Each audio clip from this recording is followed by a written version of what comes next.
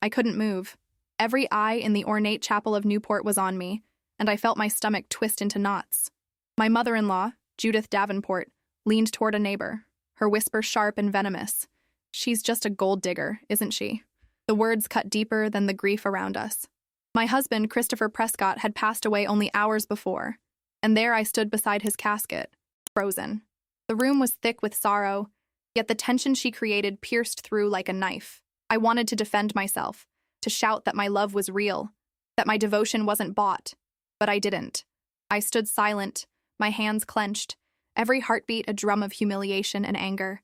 And then, the lawyer, Thomas Braddock, cleared his throat. He held the will, his eyes scanning the room, lingering on Judith's smug smile. "There's a clause," he said, voice steady, "that I think everyone should hear." The words that followed made the chapel gasp.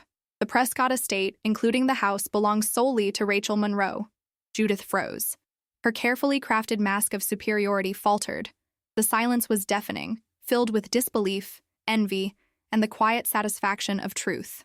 In that moment, I realized something profound. Respect and dignity are never given. They are earned and defended, even in the shadows of grief. But let me start from the beginning. 3 years ago, I was just Rachel Monroe, a 28-year-old librarian at the Newport Public Library, with dreams bigger than my bank account. I loved the smell of old books, the quiet conversations with regular patrons, and my small apartment overlooking Thames Street. It wasn't much, but it was mine, filled with secondhand furniture and potted plants that somehow survived my erratic watering schedule. I first met Christopher on a rainy Tuesday afternoon. He had come into the library seeking shelter from an unexpected downpour, his expensive suit drenched, his dark hair plastered to his forehead. He looked like a drowned magazine model. "Do you have a paper towel?" he asked, water dripping onto our polished wooden floor. I handed him a stack from behind the desk. "Rough day?" His laugh was surprisingly warm for someone who looked like he belonged in the mansions on Bellevue Avenue. "You could say that? I'm supposed to be giving a talk at the Historical Society in 20 minutes. On what? Preserving Newport's architectural heritage." He dabbed at his suit jacket. "I'm Christopher Prescott." The name meant nothing to me then. I didn't know about the Prescotts' 3 generations of old Newport money, their cliffside mansion, or their social standing. I just saw a man with kind eyes and a crooked smile that made my stomach flutter. "Rachel Monroe," I replied. "There's a staff room in the back, with a space heater if you'd like to dry off a bit." That simple act of kindness was the beginning of everything. Our courtship was swift and unexpected. Coffee dates turned into dinners, which evolved into weekends exploring the hidden corners of Rhode Island. Christopher wasn't what I expected from someone of his background. He was thoughtful, unpretentious, and genuinely interested in my opinions on everything from classic literature to local politics. "You're different," he told me one evening as we walked along Cliff Walk, the Atlantic crashing against the rocks below us. "You see me, not my family name." What I didn't anticipate was the price of loving him. When he first took me to meet his mother at Stonecrest, the Prescott family estate perched on the cliffs overlooking the ocean. I knew I was entering another world. The house was imposing. A 3-story Victorian mansion with weathered gray shingles and wraparound porches that seemed to embrace the sea. Judith Davenport stood waiting at the top of the stone steps, her silver hair pulled into a perfect chignon, her posture rigid as the marble columns flanking the entrance. She was a widow, Christopher's father having passed 5 years earlier, leaving her as the formidable guardian of the family legacy. "So this is the librarian," she said, her eyes assessing every inch of me, from my department store dress to my sensible shoes. Her smile never reached her eyes. That evening was a masterclass in subtle humiliation. Over dinner in their formal dining room, with its crystal chandelier and antique silver, Judith questioned my background, my education, my ambitions, each inquiry framed politely but designed to highlight the chasm between their world and mine. "And your parents, what do they do?" she asked, cutting into her filet mignon with surgical precision. "My mother was a high school English teacher. She passed away when I was in college. My father left when I was young." "I see." 2 words that contained volumes of judgment. Christopher squeezed my hand under the table. "Rachel put herself through college working 2 jobs, he said, his pride evident. "She graduated summa cum laude from Brown." Judith's eyebrow arched slightly. "How enterprising." The word dripped with condescension. Despite her disapproval, Christopher and I fell deeper in love. 6 months after we met, on a windswept day at Satchwest Point, he proposed. The ring was his grandmother's, a simple emerald surrounded by tiny diamonds. "It's not the biggest stone," he said, sliding it onto my finger, "but it has history. Like Newport. Like what I hope we'll build together." I said yes without hesitation, my heart too full for anything but certainty. The whispers started almost immediately. At charity galas and yacht club events, I felt the stares, heard the murmured conversations that stopped when I approached. Judith was masterful in her campaign, never openly hostile, but always planting seeds of doubt about my intentions. "Such a whirlwind romance," she would say to her friends at the Newport Preservation Society. "I do hope she understands what being a Prescott means. So many responsibilities." Then she would glance at me with a smile that could freeze champagne. Our wedding was small, Christopher's concession to my discomfort with Newport society's pomp. We married at the chapel by the sea, with only close friends and family present.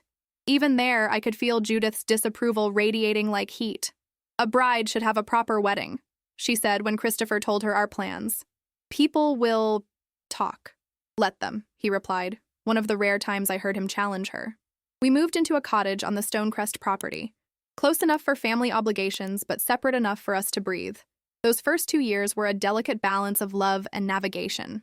Christopher showed me his world, the charity boards, the summer sailing, the intricate social dance of old money.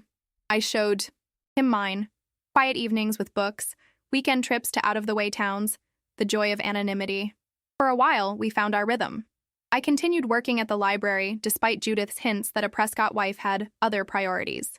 Christopher supported me, proud of my independence. "You make me brave," he told me once. "You remind me that there's more to life than what's expected." But happiness in Newport is always watched, always judged, and as I would learn in the cruelest way possible, always tested. The diagnosis came like a thunderclap on a clear day. Stage 4 pancreatic cancer, already metastasized.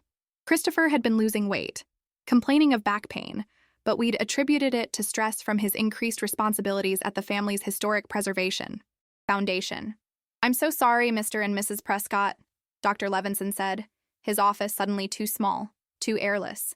"We have options for palliative care, but I want to be honest about the prognosis." Christopher squeezed my hand so hard it hurt. "How long?" His voice was steady, but I could feel him trembling beside me. "Without aggressive treatment, perhaps 3 months.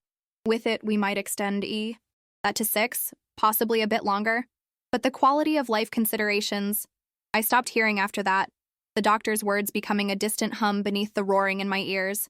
3 months? 6 at most? The man I loved, the life we were building, all of it collapsing in the sterile confines of a medical office. That night, after Christopher had finally fallen asleep with the help of medication, I sat on our porch overlooking the moonlit ocean and wept until I had nothing left. The tears came not just for the future we would lose, but for the strength I would need to find. For him, for us, for the days ahead. The next morning, Christopher was unexpectedly calm. "I want to make every day count," he said, sipping the tea I'd made him. "No regrets, no wasted time. We'll fight this," I insisted. "We'll get second opinions, try experimental treatments." He took my face in his hands. "We will. But Rachel, listen to me. If this is my ending, I want it to be honest. No false hope, no pretending. Just us, living whatever time we have left." Word of Christopher's illness spread through Newport's close-knit upper circles like wildfire. Suddenly, our cottage was filled with flower arrangements, casseroles, and visitors expressing concern. Judith moved from the main house into the east wing of our cottage. "To help," she said, though her presence brought more tension than relief. She took control immediately, scheduling appointments, arranging for a private nurse, orchestrating Christopher's care with military precision. I was grateful for the practical support, but increasingly sidelined in my own home. "Rachel, dear," she said one evening after Christopher had gone to bed early, exhausted from his first round of chemotherapy. "Perhaps you should take a leave from the library. Christopher needs someone focused entirely on his comfort now." "I've already reduced my hours," I replied, washing dishes at the sink, needing the mundane task to ground me. "And Christopher wants things to stay as normal as possible." She sighed, the sound heavy with disapproval. "Normal is a luxury he no longer has. The Prescott name carries certain expectations, even perhaps especially in times of crisis.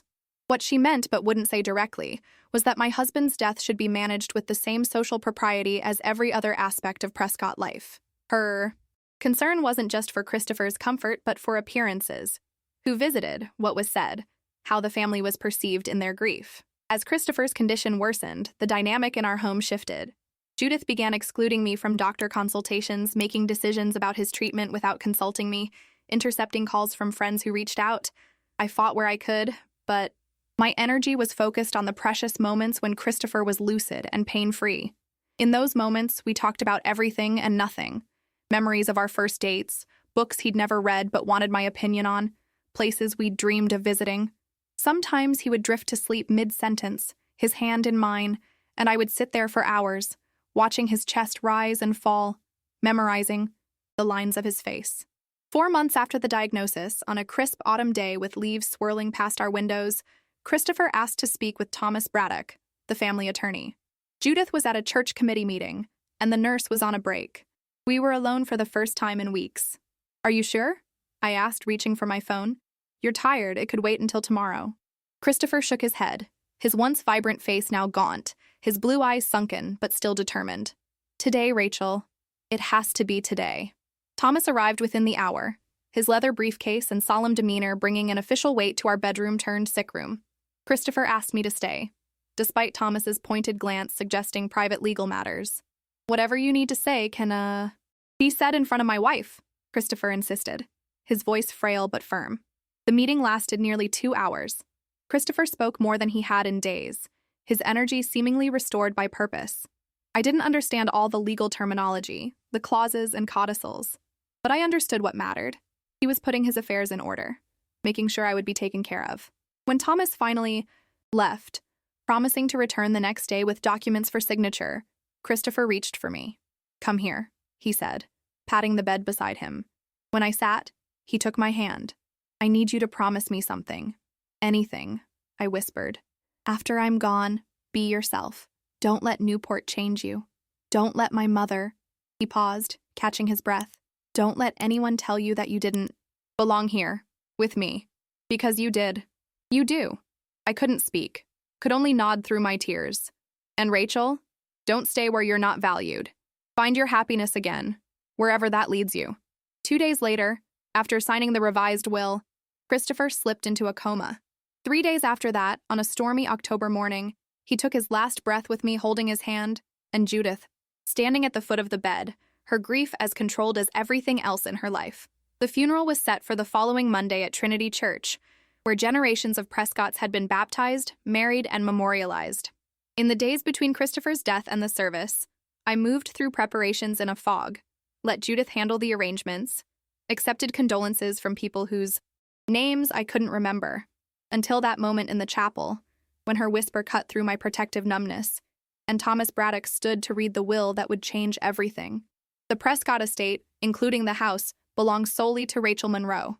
Thomas Braddock's words hung in the air like suspended crystal, sharp and clear and impossible to ignore. The chapel's collective gasp pulled me back from the edge of my grief, forcing me to focus on the moment unfolding before me. Judith rose to her feet, her black morning dress rustling with the sudden movement. "That's impossible," she said, her voice carrying across the hushed space. "There must be some mistake." Thomas adjusted his glasses, unruffled by her interruption. "There is no mistake, Mrs. Davenport.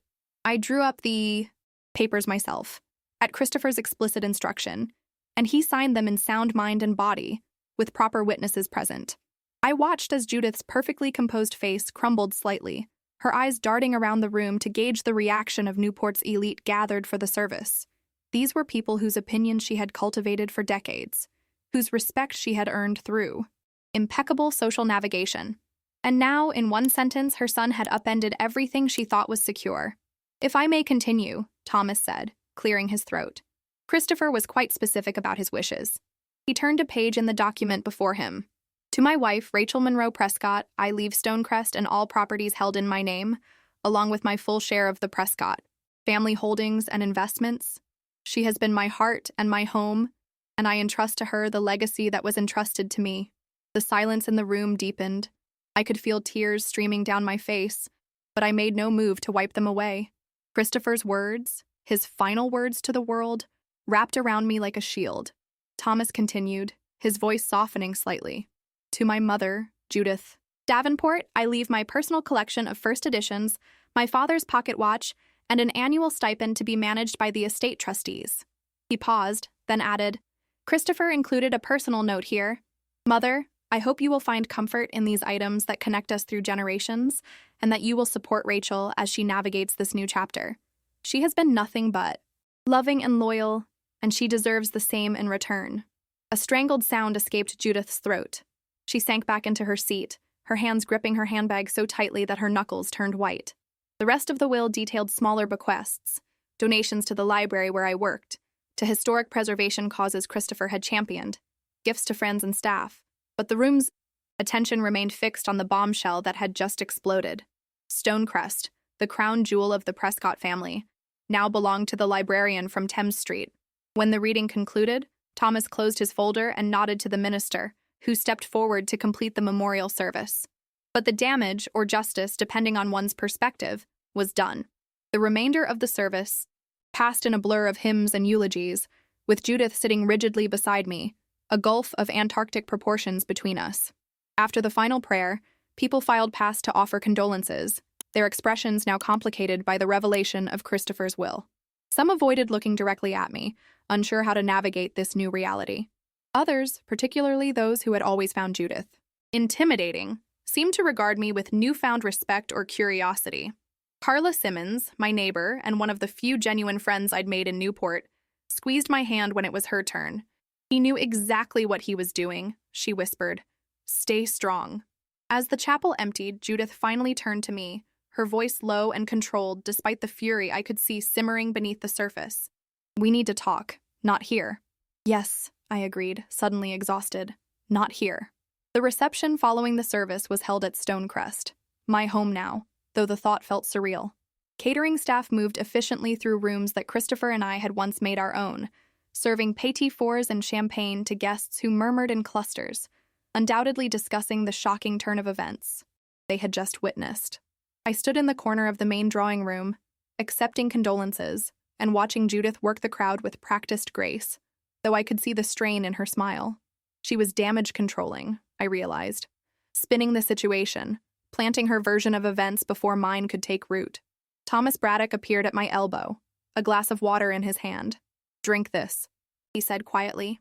And when you're ready, I'd like a moment to discuss some practical matters. I followed him to Christopher's study, a room I'd always loved for its floor-to-ceiling bookshelves and the scent of leather and cedar. Thomas closed the door behind us, muffling the buzz of conversation from the reception. Christopher wanted me to give you this privately, he said, removing an envelope from his inside jacket pocket. He was quite insistent that it was for your eyes only. The envelope was heavy cream stationery, sealed with wax impressed with the Prescott family crest. My hands trembled as I broke the seal and unfolded the letter inside. My darling Rachel, if you're reading this, then I've left you alone to face Newport, my mother, and the aftermath of what I suspect was quite a dramatic will reading. I'm sorry for any discomfort this causes you, but not for the decision itself. You came into my life when I had resigned myself to living by other people's expectations. You showed me that authenticity matters more than appearances, that love is measured in moments of genuine connection, not in social standing or family names. Stonecrest is yours now, to keep or to sell, to live in or to leave. The money, the investments, all of it is meant to give you freedom, not to tie you to a place where you may no longer want to be. My mother will be hurt and angry. She may never understand why I chose to break with tradition, but you and I both know that she has security and means of her own, and that what I've left her will ensure her comfort. What she most wants, control, is something I could no longer give her in good conscience. Remember what I told you in those final days. Don't stay where you're not valued. Find your happiness again. I release you from any obligation to my memory or my family name. Live wonderfully, love again if that's where your heart leads, and know that my only regret was not having more time with you. All my love, always. Christopher. I folded the letter carefully, pressing it to my chest as tears threatened again. Thomas pretended to study the bookshelves, giving me a moment to compose myself. He planned this for weeks, Thomas said finally. Made sure everything was airtight legally. He knew there might be resistance. From Judith, I said, no longer a question. Thomas nodded. She's always expected to maintain control of the Prescott holdings until she could pass them to Christopher's children. He hesitated. Children she assumed would come from a match she approved of more thoroughly. And now? Now the entire estate passes to you. The house, the investments, the controlling interest in the family foundation. Christopher was quite thorough. Thomas glanced at his watch. I should rejoin the reception. We'll need to meet soon to go through everything in detail, but it can wait until after. He gestured vaguely, encompassing the funeral, the grief, the social aftermath.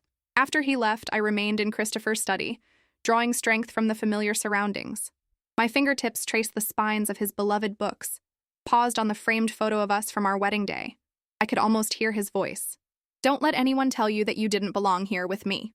The door opened without a knock. Judith stood in the threshold, her face composed but her eyes hard as flint. So, she said, closing the door behind her. You've won. I didn't know, I said quietly, still holding Christopher's letter. About any of this. Judith's laugh was brittle, lacking any warmth. Please, you expect me to believe that you didn't influence him during those private meetings with Thomas? When Christopher was vulnerable and medicated? The accusation stung, not just for its cruelty, but for how thoroughly it misunderstood my relationship with her son. Christopher made his own decisions. Always. 3 years, she said, moving farther into the study, her fingers trailing across the polished desk where generations of Prescott men had managed their affairs. 3 years you had with him, and you managed to undo a century of family tradition. I tucked Christopher's letter into my pocket, needing to keep it close, protected from her scrutiny. I never asked for Stonecrest. But you'll keep it, won't you? Judith positioned herself by the window overlooking the manicured gardens that swept down to Horror, the cliffside, the house, the money, the position in Newport that you could never have earned on your own. The familiar shame and inadequacy that she had cultivated in me since the day we met threatened to resurface. But Christopher's words echoed in my mind. Don't stay where you're not valued. I haven't decided what I'll do yet, I said, my voice steadier than I expected. But whatever I decide, it will be with respect for Christopher's wishes. Judith turned from the window, her expression shifting from anger to something more calculated. You know, Rachel, despite our differences, I've always recognized that Christopher loved you, in his way. The qualifier hung in the air between us. And I wonder, she continued, if he truly understood what he was doing at the end. The doctors mentioned that the pain medication could affect his judgment, his clarity of thought. I saw immediately where she was headed. Thomas said the will is legally sound. Legal challenges can be made. Medical experts can be consulted. She smoothed her already perfect hair. It would be unfortunate for Christopher's final days to be scrutinized in court, his mental state questioned. The gossip alone would be difficult for everyone. The threat was thinly veiled. Judith would contest the will, drag Christopher's name and memory through public examination, create exactly the kind of spectacle he had always avoided in life, unless I gave her what she wanted. What are you suggesting? I asked, though I already knew. A compromise. You keep a generous settlement, enough to live comfortably anywhere you choose. Stonecrest and the family holdings return to their proper place in the Prescott line. She smiled thinly. Everyone saves face. You're seen as the gracious widow, honoring family tradition. I maintain the legacy I've safeguarded for decades. For a moment, I was tempted. The weight of Stonecrest, of Newport society with its judgments and expectations, pressed heavily on my shoulders. Taking a settlement would mean freedom, a clean break, the chance to rebuild somewhere new without the constant reminder of Judith's disapproval, but it would also mean betraying Christopher's final wish, surrendering to the very pressure he had tried to shield me from. I need time, I said finally. This is all overwhelming. Judith nodded, satisfaction flickering across her features. She thought she had won. Of course. Take a few days. The reception is still ongoing. Shall we rejoin our guests? Our guests. As if Stonecrest and everything in it was still hers to share. I followed her from the study back into the reception, where conversations hushed briefly as we entered, then resumed with renewed intensity. The next few hours were a haze of condolences and covert observation. I watched as Judith moved through the crowd, stopping to speak with key members of Newport society. The mayor, the head of the Historical Preservation Board, old family friends with influence. She was rallying support, I realized, preparing for whatever came next. Carla found me by the French doors leading to the terrace. "You look like you need air," she said, steering me. Outside, where the October breeze carried the salt scent of the Atlantic, and possibly a very stiff drink.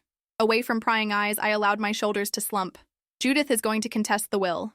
Carla's eyebrows shot up. Can she do that? I thought these things were pretty ironclad when properly executed. She's suggesting Christopher wasn't of sound mind. The medication, the stress of his illness. I closed my eyes, fighting a wave of exhaustion. She wants me to take a settlement and walk away from Stonecrest voluntarily. And what do you want? The question startled me. In the whirlwind since Christopher's diagnosis, through the nightmare of watching him fade and then the shock of the will reading, I hadn't properly considered what I wanted beyond the impossible. More time. With him. I don't know, I admitted. Part of me wants to run as far from here as possible. Start fresh somewhere no one knows the Prescott name or cares about Newport lineage. I gestured toward the house behind us, grand and imposing against the darkening sky. But this was Christopher's home. He trusted me with it. With everything. Carla's hand found mine, squeezing gently. You don't have to decide tonight, or tomorrow, or next week. Grief takes time, and big decisions shouldn't be rushed. As we stood there, watching the sun sink toward the horizon, painting the ocean in shades of gold and crimson, I felt a strange calm settling over me. Whatever came next, Judith's machinations, Newport's judgment, my own uncertain future, I would face it with the same quiet strength that had carried me through the hardest months of my life. Inside, the reception was finally winding down. Caterers were clearing crystal flutes and silver trays. Guests were retrieving coats and exchanging final condolences. Judith stood by the grand staircase, the perfect grieving mother-in-law, accepting embraces and murmuring thanks for attendance. Our eyes met across the foyer. In that moment, I saw something shift in her gaze, a realization perhaps that I might not be as easily managed as she had assumed, that Christopher had seen something in me worth trusting with his legacy. The battle lines were drawn, invisible but undeniable. Stonecrest had become more than a house. It was the physical embodiment of Christopher's final statement to the world, to his mother, and to me. Whatever I decided to do, with it, the decision would be mine alone. As the last guest departed and twilight deepened around Stonecrest, I climbed the stairs to the bedroom Christopher and I had shared, the room where he had spent his final days. Sitting on the edge of our bed, I unfolded his letter again, reading his words by the soft glow of the bedside lamp. Live wonderfully, he had written. Love again, if that's where your heart leads. But first, I needed to honor his trust, to stand my ground in the place he had fought to secure for me, not just the physical structure of Stonecrest, but my rightful place in a world that had always viewed me as an interloper. Tomorrow would bring challenges, confrontations, difficult choices. Tonight, surrounded by memories both beautiful and painful, I allowed myself to simply grieve the man I had lost, and to draw strength from the love that had brought us together against all odds and expectations. The morning after the funeral brought rain, a persistent, gentle drizzle that seemed fitting for my first full day as Stonecrest's official owner. I woke early, the house quiet save for the patter against the windows and the distant sound of waves crashing against the wide cliffs below. For a moment, I simply lay there, staring at the ornate ceiling medallion above my bed, trying to process the reality that Christopher was truly gone, and that I now faced an uncertain future in a house that had never fully felt like mine. The door to the adjoining room, the one Judith had claimed during Christopher's illness, remained closed. She had stayed the night, citing exhaustion and the lateness of the hour after the reception. I wondered if she'd slept at all, or if she'd spent the dark hours plotting her next move. I slipped from bed and dressed simply in jeans and one of Christopher's old sweaters, too big but comforting in its familiar scent. Downstairs, the kitchen was empty. Mrs. Winters, the housekeeper who had been with the Prescott family for decades, wouldn't arrive for another hour. I made coffee and carried it to Christopher's study, drawn to the space that held so much of him. The study door was ajar, light already spilling from within. I paused, then pushed it open to find Thomas Braddock seated at the desk, papers spread before him. "Thomas," I said, startled, "I didn't realize you were here." He looked up, removing his reading glasses. "Rachel, good morning. I hope you don't mind. Mrs. Davenport let me in. I wanted to get an early start on organizing Christopher's affairs." Something in his tone made me uneasy. Mrs. Davenport has a key? She's had one since, well, for as long as I can recall. He gestured to the chair opposite. Please join me. There are matters we should discuss privately. I settled into the leather chair, curling my fingers around my coffee mug for warmth. Is this about Judith contesting the will? Thomas's expression shifted subtly. She's spoken to you already, I see. Not directly about contesting, but she made it clear she expects me to take a settlement and walk away from Stonecrest. He nodded, unsurprised.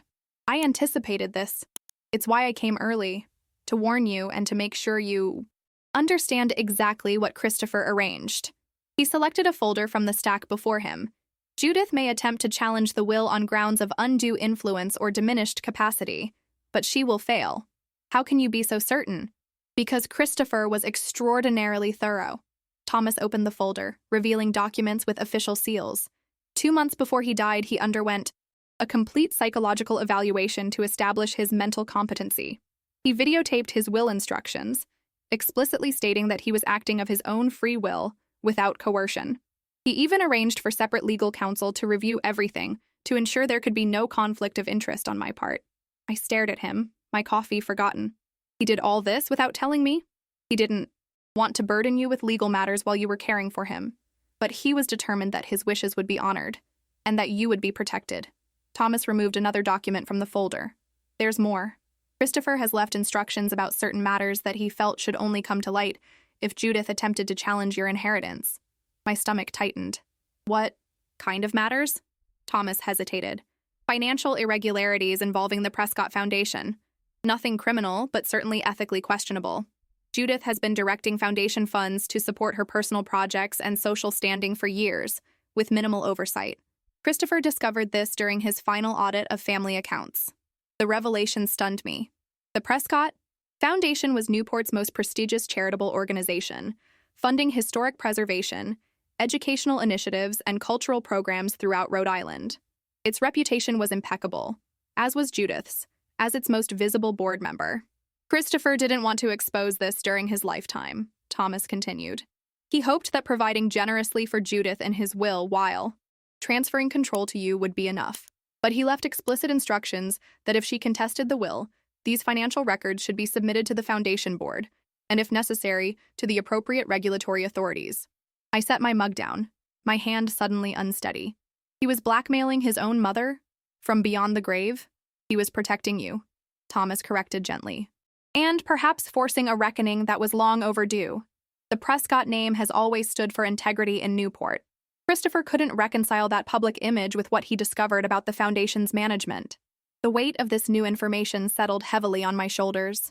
Christopher had entrusted me not just with property and wealth, but with a moral dilemma he hadn't had. Time to resolve himself. Does Judith know about this insurance policy? No. Christopher was explicit that she should only be informed if she moved to contest the will. Thomas closed the folder. I'm telling you now because you deserve to know all the facts before you make any decisions about how to proceed. A soft knock interrupted us. The study door opened to reveal Mrs. Winters, her face carefully neutral. Excuse me, Mrs. Prescott, but Mrs. Davenport asked me to inform you that breakfast is served in the morning room. Mrs. Prescott. The name still felt foreign, even after 3 years of marriage. Thank you, Mrs. Winters. Please tell Mrs. Davenport I'll join her shortly. When the door closed again, I turned back to Thomas. What would you advise me to do? He gathered his papers methodically. Legally, your position is unassailable. What happens next depends entirely on what you want, Rachel. Christopher gave you options, not obligations. I thought of the letter in my pocket, of Christopher's final wish that I find happiness again, wherever that might lead me. I need time to think. Of course, but perhaps not too much time. He glanced toward the door. Judith. Davenport has never been one to wait patiently for what she wants. The morning room was bathed in soft light despite the rain, its large windows overlooking the rose garden that would bloom again next summer. Judith sat at the head of the table. Christopher's place, I noted with a flicker of irritation, dressed impeccably in a gray silk blouse and tailored slacks, her morning attire modernized but still respectful. Good morning, Rachel, she said, gesturing to the place setting opposite her. I took the liberty of asking Mrs. Winters to prepare breakfast. I thought we might talk further about our situation. Our situation. as if Christopher's death and his will had created a problem for us to solve together, rather than his explicit wishes to be honored. "That's thoughtful of you," I said, taking my seat. A perfectly prepared plate of poached eggs and toast appeared before me, served by Mrs. Winters, who then discreetly withdrew. "I've been thinking about our conversation yesterday," Judith began, cutting her egg with precise movements. "And I believe I've found a solution that honors both Christopher's intentions and the Prescott family legacy." I sipped my fresh coffee, saying, "Nothing. You could remain living at Stonecrest," she continued, encouraged by my silence, "while transferring the management of the estate and the family holdings back to the Prescott trustees, of which I would remain chairwoman naturally. You would have a lifetime right of residence, generous income, all the social standing that comes with the Prescott name." "And in exchange?" I asked, though I already knew. "In exchange, we avoid any unpleasantness about Christopher's final wishes being influenced by medication or emotional distress. The family legacy remains intact, and you are seen as the devoted widow who respects tradition." She smiled thinly. "Everyone wins." I thought of the folder Thomas had shown me, of the financial irregularities that could tarnish not just Judith's reputation, but potentially the entire Prescott legacy that she claimed to protect. "And if I decline?" Judith set down her fork, her smile fading. "Then I'm afraid I would have no choice but to formally contest the will. It would become a matter of public record. Christopher's medical condition, his medication regimen, the rather unusual circumstances of your marriage. Newport loves nothing more than a scandal involving old money, Rachel. It would be unfortunate." The threat hung between us, as tangible as the rain tapping against the windows. I could almost see the newspaper headlines, feel the stares and whispers that would follow me through town, imagine the Prescott name, Christopher's name, dragged through the mud of public speculation. And yet, beneath the fear and uncertainty, I felt something unexpected stirring. Anger. Not just at Judith's manipulation, but at the system she represented. A world where appearances mattered more than truth, where family names carried more weight than genuine love, where someone like me was forever expected to know my place and be grateful for whatever scraps of acceptance were tossed my way.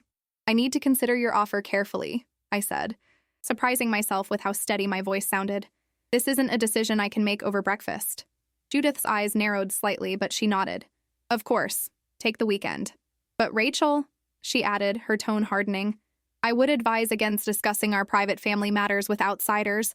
Discretion has always been the Prescott way." By outsiders, I knew she meant Carla, Thomas, anyone who might advise me against capitulating to her demands. She wanted me isolated, uncertain, easy to manipulate. Christopher would have seen through her immediately. And suddenly, I realized that I could see through her too. All the tactics that had intimidated me for years now transparent in their calculation. "I'll keep that in mind," I said, rising from the table. "If you'll excuse me, I have matters to attend to." As I left the morning room, I felt Judith's gaze boring into my back, but I didn't turn around. For the first time since Christopher's death, I felt something beyond grief and confusion taking root within me. Resolve.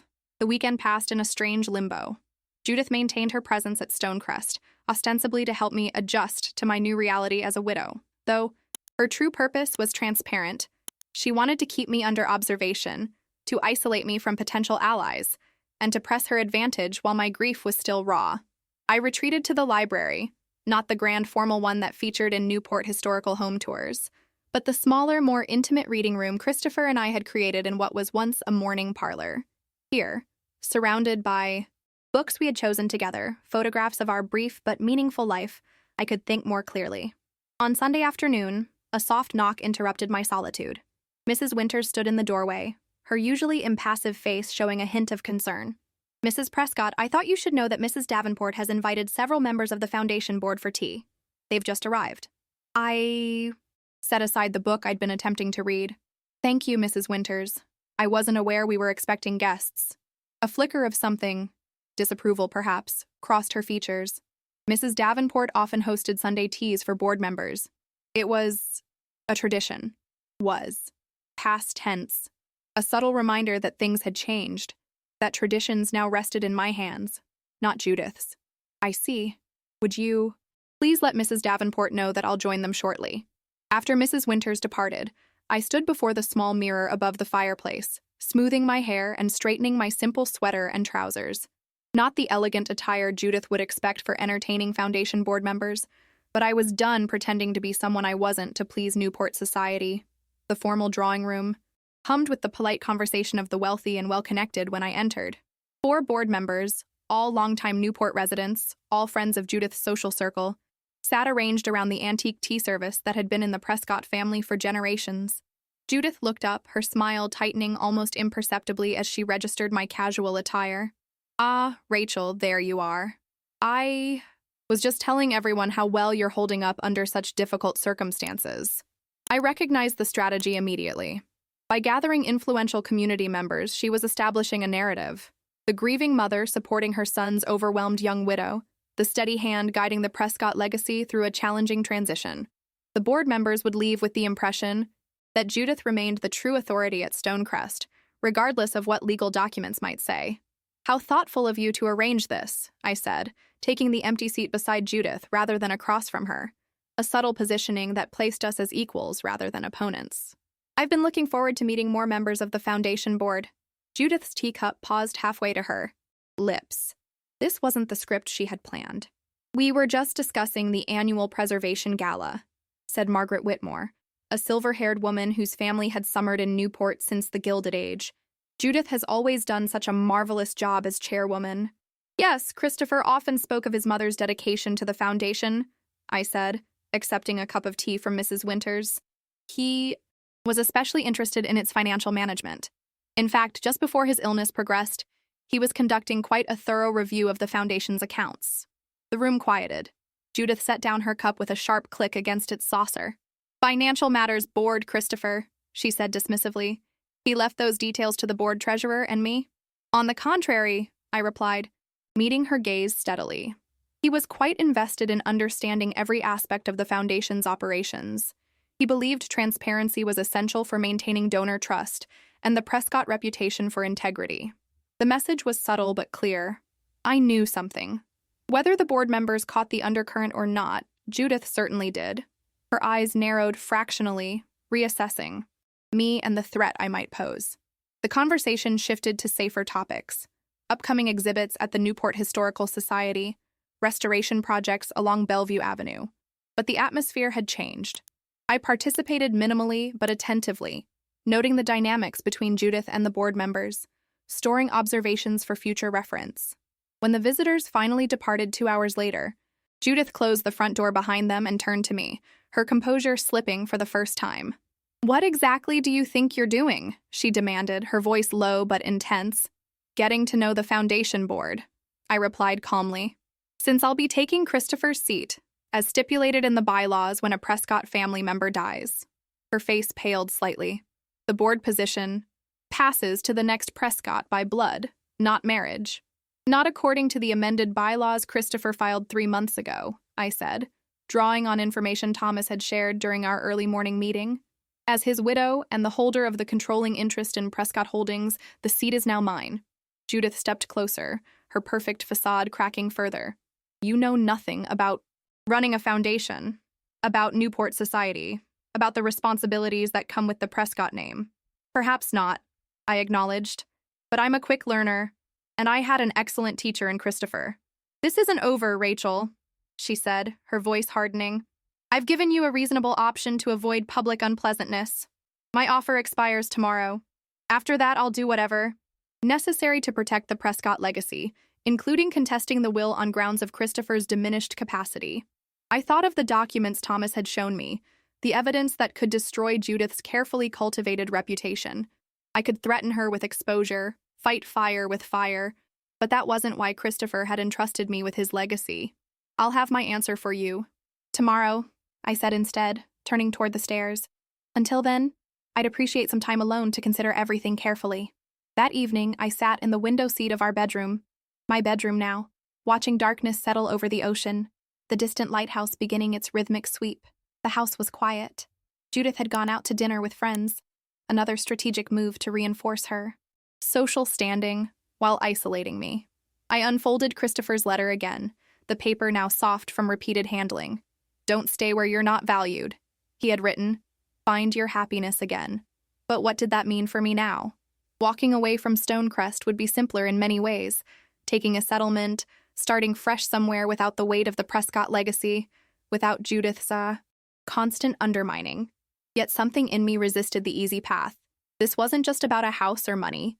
It was about honoring Christopher's trust in me, about standing my ground in a world that had always seen me as less than, about proving that love and integrity could prevail over social standing and tradition for tradition's sake. My phone buzzed with a text from Carla. Check your email. Found something interesting in the library archives. Curious, I opened my laptop and found Carla's message with an attachment, a digitized newspaper article from 30 years ago, yellowed with age even in its electronic form. The headline read, "Local Librarian Weds Prescott Aaron Surprise Ceremony." Below was a photo of a young Judith, recognizable even then by her perfect posture and careful smile, standing beside Christopher's father, William Prescott. The article detailed their whirlwind romance that had scandalized Newport society. William, the sole heir to the Prescott fortune, had fallen for Judith Monroe, a common librarian at the Newport Public Library, marrying her despite his family's objections. Monroe, my maiden name. The coincidence struck me like a physical blow.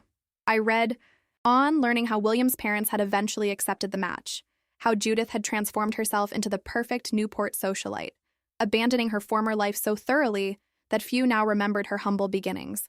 Carla had added a note. Thought you should know. She was you once. History has a way of repeating itself. I sat back, stunned by the revelation. Judith's hostility toward me, her determination to see me as a gold digger, her insistence on proper Newport behavior, it wasn't just about protecting family tradition. It was about burying her own past, about maintaining the facade she had constructed over decades.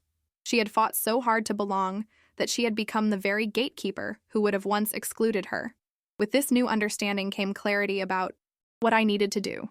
Not for revenge or vindication, but for truth, and perhaps, in some small way, for Judith herself. Tomorrow, I would give her my answer, but it wouldn't be the one she expected. Monday morning dawned clear and bright, the weekend's rain giving way to the crisp autumn sunshine that made Newport's coastline glitter like a jewel. I dressed with care, not in the designer clothes Judith would have preferred, but in a simple blue dress Christopher had always loved, paired with the pearl earrings he'd given me for our second anniversary. I found Judith in the garden room, reviewing what appeared to be foundation documents spread across the glass table. She looked up as I entered, her expression carefully neutral. Good morning, Rachel. I trust you've had sufficient time to consider my proposal. I have, I said, taking the seat across from her. But before I give you my answer, there's something I'd like to show you. I placed the printed copy of the newspaper article Carla had found on the table between us. Judith glanced down, then froze, color draining from her face as she recognized her younger self in the faded photograph. Where did you get this? Her voice was barely above a whisper. The library archives. It seems we have more in common than either of us realized. I tapped the article gently. Judith Monroe, you were a librarian, just like me. You married into the Prescott family against their wishes, just like me. She snatched the article away, her composure cracking. This is ancient history. It has no bearing on our current situation, doesn't it? You've spent 3 years treating me as an outsider, an opportunist, when you walked the exact same path decades ago. I leaned forward. What happened, Judith? How did the young woman who defied Newport society to marry for love become so determined to enforce those same rigid traditions? You understand nothing, she snapped, rising abruptly. She moved to the window, her back to me, shoulders rigid with tension. For a long moment, silence stretched between us. When she finally spoke again, her voice had lost its sharp edge. William's parents never truly accepted me, she said, still facing the garden. They tolerated our marriage because they had no choice. William was their only child, the only heir to continue the Prescott line. But they made sure I understood every day that I wasn't one of them. She turned, and I was startled to see genuine pain in her eyes. For years, I worked to prove myself worthy of the Prescott name. I learned their customs, adopted their causes, erased every trace of the woman I had been before. And still, it was never enough. Not until William's father died and his mother became too frail to maintain her social obligations did I finally secure my place in Newport society. So when Christopher brought me home, I saw history repeating itself. Judith's laugh was hollow. But worse, because at least I had come from a respectable family, had an education. You were even less suitable than I had been. And Christopher was so much like his father, Idealistic, romantic, unconcerned with social standing or family expectations. Absorbed this revelation, seeing our entire history through a new lens. Judith's hostility hadn't been born solely from snobbery or malice. It had grown from her own painful experience, from fear that I would face the same rejection she had endured, or perhaps fear that I would succeed where she had only managed through painful self-reinvention. "I never wanted to take your place here," I said, quietly. "I only wanted to build a life with Christopher." "And now?" she asked, returning to her seat. "What do you want now that he's gone?" It was the question I'd been asking myself since the funeral, since Thomas revealed the extent of Christopher's preparations, since discovering Judith's hidden past. What did I want from this inheritance, this house, this complicated legacy? "I want to honor what Christopher entrusted to me," I said finally, "but not by fighting you or exposing the Foundation's financial irregularities." Judith stiffened. "What do you know about—" "Christopher discovered discrepancies in the Foundation accounts," I interrupted gently. "He left evidence with Thomas, to be used only if you contested the will. But that's not the path I want to take." I reached into my pocket and withdrew a folded document Thomas had prepared at my request the previous evening. "This is my counter-proposal." Judith took it warily, unfolding the pages with trembling fingers. As she read, her expression shifted from suspicion to confusion to cautious interest. "A joint trusteeship of the Foundation," she said, looking up, "with a complete financial audit and restructuring." I nodded. "You continue as chairwoman, maintaining your social position and the public face of the Prescott legacy. I take Christopher's board seat and work internally on modernizing the Foundation's operations and grant-making priorities. We correct the financial issues quietly, make restitution where necessary, and move forward with transparency. And Stonecrest remains mine, as Christopher intended, but with an understanding that it will always be the Prescott family home, a place where the family history is honored and preserved." I paused, gathering courage for my next words. "Including acknowledging your contribution to that history, Judith. Not as someone who erased herself to fit in, but as someone who brought new perspective and value to an old family." She stared at me, searching my face for signs of manipulation or hidden agenda. "Why would you offer this compromise when you hold all the legal advantages?" "Because continuing this battle serves neither of us. And it certainly doesn't serve Christopher's memory or the good work the Foundation does for Newport." I met her gaze steadily. "And because I think Christopher would want us to find a way forward that allows both of us dignity." Judith looked down at the document again, her fingers tracing the outline of the proposed agreement. "And if I still choose to contest the will, then I'll defend it, with all the resources Christopher left to ensure his wishes were honored." I said it without malice, a simple statement of fact. "But I don't think that's what you truly want, Judith." The grandfather. Clock in the hallway chimed the hour, its deep resonance filling the silence between us. Outside, a gardener moved methodically across the lawn, preparing the grounds for winter's approach, pruning, protecting, ensuring that spring's renewal would find everything ready to flourish again. "I need time to consider this," Judith said finally. "Of course. Take whatever time you need." I rose to leave, then paused at the door. Christopher once told me that the true Prescott legacy wasn't about money or social position. It was about integrity and service to this community they've been part of for generations. I think he'd be pleased to see that legacy continue, through both of us. As I left the garden room, I felt lighter than I had since Christopher's diagnosis, not because all problems were solved, but because for the first time, I could see a path forward that honored his trust without requiring more destruction, more pain. Whether Judith would choose that path remained to be seen, but I had found my own way at last. 6 months later, I stood at the edge of Stonecrest's east lawn, watching as caterers arranged tables and chairs for the Foundation's spring fundraiser. The mansion, gleamed in the May sunshine, its windows washed to brilliance, its gardens bursting with early blooms carefully tended through the long New England winter. "Everything looks perfect, Mrs. Prescott," Mrs. Winters said, appearing at my elbow with a clipboard. "The first guests will arrive at 4. "Thank you, Mrs. Winters. And please, after all these months, I wish you'd call me Rachel." She smiled. The formal reserve that had characterized our early relationship now softened into something approaching friendship. Old habits, I'm afraid. But I'll try. Rachel. As she moved away to supervise the final preparations, I felt a presence beside me and turned to find Judith approaching, elegant as always in a pale blue suit that complemented the spring day. "The gardens have never looked better," she observed, surveying the property. Your decision to bring in that new landscaper was inspired. High praise, coming from you, I said with a small smile. I half expected you to tell me I was betraying 3 generations of Prescott gardening traditions. Well, some traditions are worth reconsidering. Judith's tone was dry, but the rigid disapproval that had once characterized her. Interactions with me had mellowed considerably over the past months. Our uneasy truce had evolved gradually into a functional working relationship. The foundation audit had revealed, as Christopher suspected, several years of financial improprieties. Not outright fraud, but certainly questionable allocations that had benefited Judith's social standing more than the Foundation's stated mission. Together, we had implemented new financial controls, restructured the grant-making process, and expanded the board to include more diverse voices from throughout Newport County. The process hadn't been without tension. Judith had resisted many changes, particularly those that diminished her direct control over Foundation funds. But faced with the alternative, public scandal, possible legal repercussions, she had ultimately chosen adaptation over confrontation. I spoke with Thomas this morning, she said, turning toward me. The paperwork for the historic preservation easement on Stonecrest is ready for our signatures.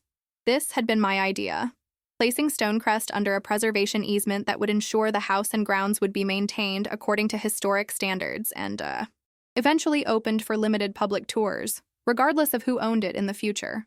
The arrangement provided significant tax benefits for the estate while securing the Prescott legacy in Newport's architectural heritage. He'll bring the documents to the fundraiser, I confirmed.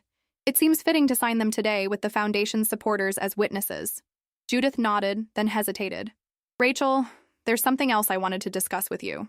Her tone made me wary. Despite our improved relations, I had learned that Judith Davenport rarely approached difficult topics directly unless she felt she had no choice.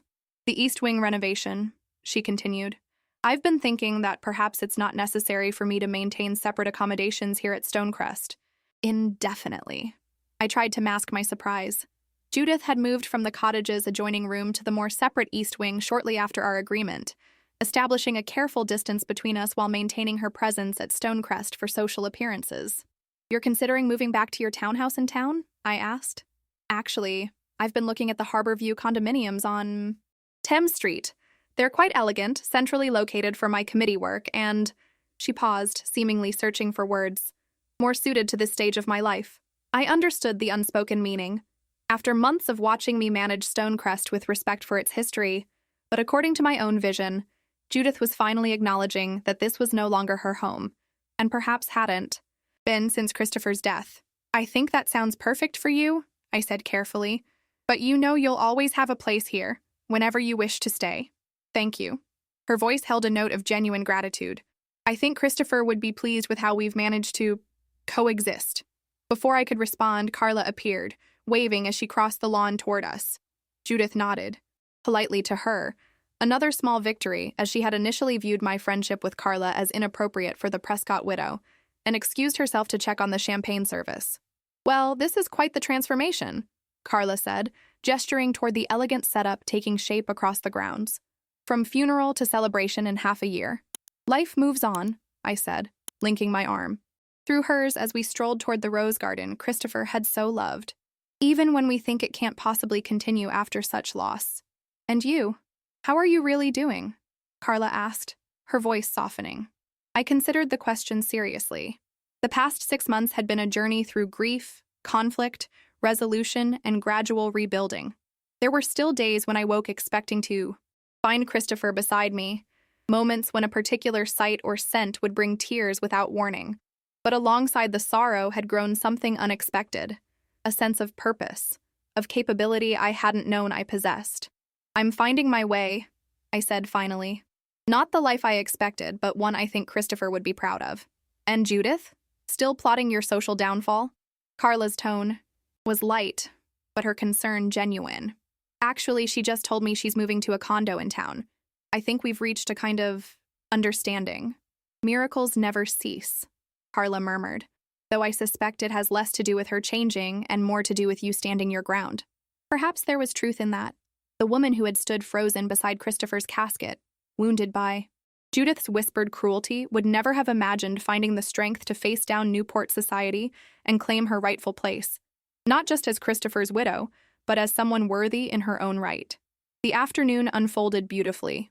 Newport's elite mingled on the lawns of Stonecrest, the spring fundraiser drawing record attendance and donations.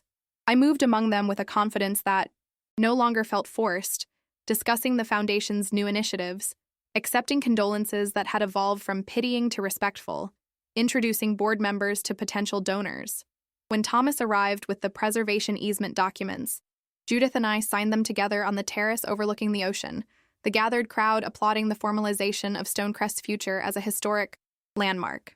"Ladies and gentlemen," Thomas announced, raising his champagne glass, "I invite you to join me in recognizing not only this significant commitment to Newport's architectural heritage, but also the remarkable partnership between two women who have honored the Prescott legacy in ways that will benefit our community for generations to come." As glasses were raised in toast, I caught Judith's eye. Something passed between us. Not quite friendship, perhaps, but a mutual recognition of the journey we had traveled, separately and together, to reach this moment. Later, as twilight settled over the grounds and the last guest departed, I found myself alone on the cliffside path that had been Christopher's favorite walk. The ocean stretched before me, endless and eternal, its rhythmic pulse a reminder that life continues through all our human dramas of love and loss, conflict and resolution. I drew Christopher's letter from my pocket, worn now from frequent reading, its creases soft with handling. I no longer needed to unfold it to recall his final words to me. "Don't stay where you're not valued. Find your happiness again, wherever that leads you." For months, I had wondered if staying at Stonecrest, fighting for my place in Newport, was honoring or defying that wish. Now I understood that Christopher hadn't been telling me to leave. He had been freeing me to choose my own path, without obligation to his memory or his family name. And I had chosen, not the path of least resistance, nor the path of vengeance or bitter triumph, but something more challenging and ultimately more rewarding, a path of integrity, of growth, of creating something meaningful from the legacy entrusted to me.